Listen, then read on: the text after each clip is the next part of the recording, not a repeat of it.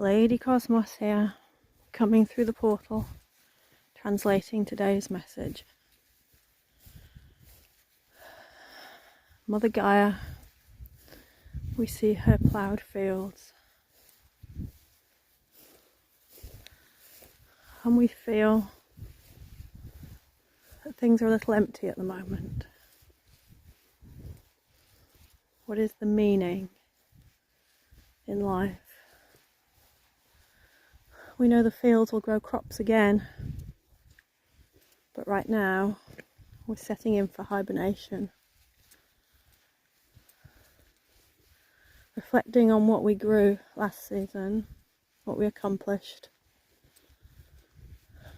and what we'd hoped we'd accomplished that we didn't, and how can we do better